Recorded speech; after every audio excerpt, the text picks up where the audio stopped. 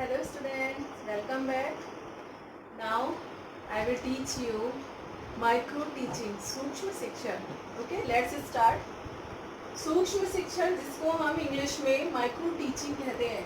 Micro teaching जैसे कि इसके नाम से ही पता चल रहा है कि दो वर्ड से बना हुआ है, माइक्रो प्लस टीचिंग, और दोनों मिलाकर के हम बोलेंगे माइक्रो टीचिंग. माइक्रो टीचिंग लाने का श्रेय जो है वो एलन को है. 1961 में ये इसे लाए थे शिक्षा के क्षेत्र में. डब्ल्यू एलन ने बताया कि ये जो सूक्ष्म शिक्षण है, सूक्ष्म शिक्षण क्यों बनाया गया. सूक्ष्म शिक्षण शिक्षकों की को दक्ष करने के लिए बनाया गया. जो पब्लिक टीचर हमारे छात्र अध्यापक हैं, उन्हें हम किस तरीके से टीचिंग में पूरी तरीके से परफेक्ट बना दें, उनके स्किल्स को कैसे डेवलप करें. क्योंकि जब हम one by one skill develop करते हैं तो इजी तरीके से हम सारे स्किल्स को आराम से बच्चे में डेवलप कर सकते हैं. अब देखते हैं किस तरीके से. Micro teaching is a teacher training and faculty development techniques. जो माइक्रो टीचिंग होती है वो एक टीचर ट्रेनिंग स्किल्स है. इसको हम फैकल्टी डेवलपमेंट टेक्निक्स भी कहते हैं. मैंने आपको टेक्निक्स में ही इसको बताया था कि माइक्रो टीचिंग टीचर को ट्रेन करने की एक टेक्निक है, मेथड है. ठीक है. सूक्ष्म शिक्षण एक ऐसी तकनीक है जो शिक्षकों में दक्षता विकसित करती है. जो टीचर होते हैं, जो बनने वाले टीचर होते हैं, उनको क्या है, वो निपुण बनाती है, दक्ष करती है, उनको बिल्कुल ट्रेंड कर देती है पढ़ाने के लिए. पढ़ाने के लिए जैसे जब सारे स्किल्स उनमें डेवलप हो जाते हैं तो बच्चे बहुत अच्छे से ट्रेंड हो जाते हैं दूसरे बच्चों को पढ़ाने के लिए. जैसे जो स्किल्स की बात करते हैं, स्किल्स हमारे किस टाइप से हैं वो तो आपको पता ही है. सबसे पहला हमारा कौन सा स्किल है, क्वेश्चनर स्किल, या फिर सेकंड आपका एक्सप्लेनेशन स्किल हो गया, stimulus variance skill, reinforcement skill और ब्लैक बोर्ड स्किल. इसी तरीके से बहुत सारे स्किल हैं. जो हमारे बी के पास ही एक विद्वान हुए थे जिन्होंने 13 स्किल्स की सूची बताई और स्टैनफोर्ड यूनिवर्सिटी ने 14 स्किल्स को बताया. इस पे बहुत बड़ा वीडियो बनेगा, मैं आगे आपको बताऊंगी. तो आप पहले स्टार्ट करते हैं माइक्रो टीचिंग. तो सम डेफिनेशंस देख लीजिए. डी डब्ल्यू एलन ने जो डेफिनेशन दी वो है, micro teaching is the scale down teaching encounter. जो सूक्ष्म शिक्षण है वो समस्त क्रियाओं को लघु क्रियाओं में बांटता है, छोटे छोटे एक्टिविटीज में बांटता है. छोटी छोटी एक्टिविटीज कराई जाती है माइक्रो टीचिंग के थ्रू. सेकेंड है शोर बी एम. Micro teaching is a real teaching range of activities. जो सूक्ष्म शिक्षण है वो कम अवधि मतलब कम टाइम में, कम छात्रों में, बहुत थोड़े से छात्र भी लिए जाते हैं तथा कम शिक्षण क्रियाओं वाली प्रविधि है.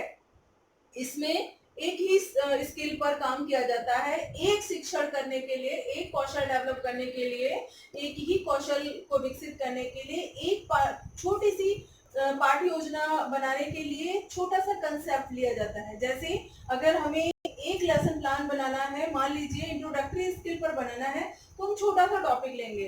लाइक अगर हमें बैंक पर बनाना है तो बैंक से हम रिलेटेड ही कुछ क्वेश्चंस बना लेंगे और उसके बाद हम बच्चे से टॉपिक निकलवा लेंगे. फिर अब बात करते हैं कि इसकी जो कुछ विशेषताएं हैं वो क्या है. इसके द्वारा छात्राध्यापक, जिसको हम पपेट टीचर कहते हैं, स्वयं का मूल्यांकन स्वयं ही करता है. खुद का मूल्यांकन खुद ही कर लेता है, क्योंकि जब उसको फीडबैक मिलता है तो वो उसका खुद का मूल्यांकन हुआ. और नेक्स्ट है, इसमें कौशलों का विकास किया जाता है तथा यह एक व्यक्तिगत शिक्षण की प्रविधि है. इसमें हमने आपको पहले भी बताया है कि क्या डेवलप किया जाता है, आपके स्किल्स को डेवलप किया जाता है, और यह इंडिविजुअल टीचिंग की का मेथड है या प्रविधि है. इसमें हम आप इंडिविजुअली बताते हो, पढ़ाते हो और वैसे ही अपने स्किल को डेवलप करते हो. कुछ और कैरेक्टरिस्टिक्स हैं, जैसे कक्षा में 5 से 10 छात्र या छात्राध्यापक ही होंगे. माइक्रो टीचिंग आपने आपकी क्लास में भी कराई गई है. वैसे आपको याद होगा कि छोटे छोटे ग्रुप्स बना दिए जाते हैं 5 और 10 स्टूडेंट्स के, और आपकी कक्षा में एक लेसन, जैसे मान लीजिए एक स्किल पर बच्चे बैठा दिए गए. आज जैसे मान लीजिए प्रस्तावना कौशल है तो उस पे सभी बच्चों ने अपने प्लान को पढ़ाया, और उसके बाद जो भी उनको प्रॉब्लम रही तो वो सारे साथी और एक टीचर बैठता है तो वो सारे बताते रहते हैं. 6-7 मिनट में ही शिक्षण कार्य करना होता है। इसमें सबसे बड़ी बात होती है कि जो प्लान पढ़ाना होता है वो 6 और 7 मिनट में ही पढ़ाना होता है। वैसे उसका मिनिमम 6 मिनट का ही टाइम दिया हुआ है। एक साइकिल है, वो मैं आगे बताऊंगी आपको। कंसेप्ट एक ही टॉपिक पर और एक ही कौशल पर बनाना होता है। जो एक कंसेप्ट होता है या कंटेंट कहें, वो एक ही टॉपिक पर बनाया जाता है और एक ही कौशल पर भी बनाया जाता है। नेक्स्ट है, पाठ के बाद फीडबैक मिलता है। जैसे ही वो कंसेप्ट खत्म कर दिया जाता है, जैसे ही वो टॉपिक फिनिश होता है, देन हमें बैठे हुए हमारे सामने जो साथी हैं और हमसे हमें फीडबैक मिलता है। फीडबैक का मतलब होता है पृष्ठपोषण। पृष्ठपोषण इसलिए दिया जाता है, जो भी आपके लेसन प्लान को पढ़ाने में प्रॉब्लम्स रही होंगी वो आपको बताई जाएंगी। नेक्स्ट है, फीडबैक के आधार पर ही हम रीप्लान बनाते हैं। अब जैसे फीडबैक में हमें ये पता चल जाता है कि हमारे लेसन प्लान में कहाँ कहाँ पर प्रॉब्लम हुई।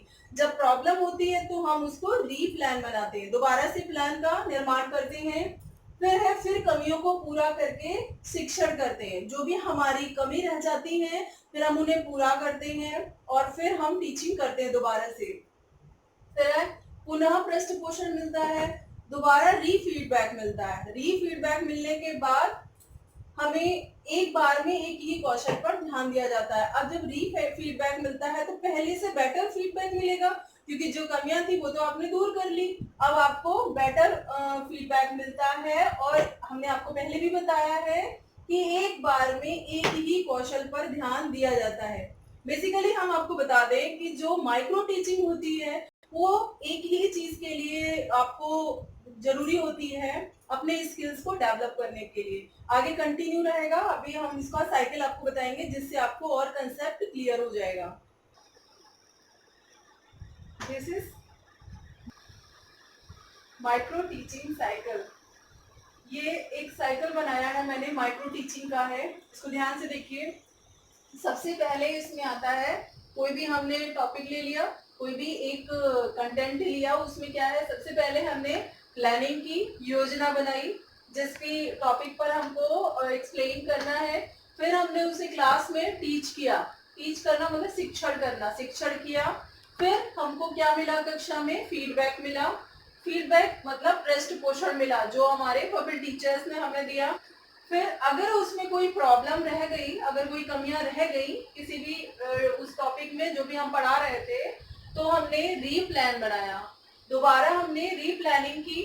और फिर अगर रीप्लान बनाया है तो उसको हम टीच भी करेंगे, तो फिर रीटीच किया, दोबारा हमने उसको पढ़ाया और फिर हमको रीफीडबैक मिला। अब पहले से बेटर फीडबैक होगा। और ये प्रोसेस आप देख लीजिए, ये जो साइकिल है ये तब तक चलता रहता है जब तक जो छात्र अध्यापक या पब्लिक टीचर होता है वो पूरी तरीके से कौशलों में या स्किल्स में निपुण ना हो जाए, परफेक्ट ना हो जाए। जब तक वो परफेक्ट नहीं होता है हम उसको बार बार ये प्रोसेस कराते रहते हैं।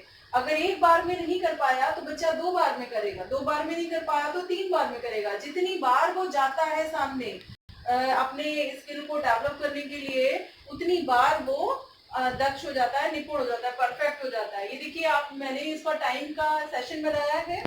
Planning session 6 minute, teaching session 6 minute, feedback session 6 minute, replan session 6 minute, reteach session 6 minute, refeedback session 6 minute और टोटल टाइमिंग क्या है 36 मिनट की हो गई। तो अब हमने, ये हमारा माइक्रो टीचिंग साइकिल था, खत्म हो गया हमारा माइक्रो टीचिंग साइकिल। इसको आप जितना अच्छे से लिख सकते हो, जैसे एग्जाम में ये आप साइकिल तो बनाएंगे ही, प्लस ये जैसे मान लीजिए फर्स्ट है प्लानिंग, तो प्लानिंग के बारे में आप लिखेंगे आराम से 3-4 लाइन कि हमने सबसे पहले एक कंटेंट लिया, कंटेंट को हमने अच्छे से प्लान बनाया कि जिस भी स्किल पर हमको अपना प्लान का बनाना था उस टॉपिक पर हमने अपना प्लान बनाया और फिर हमने क्लास में उसको टीच किया। टीच में सेकंड पे आ जाएंगे, इसमें भी हम 2-3 लाइन लिखेंगे।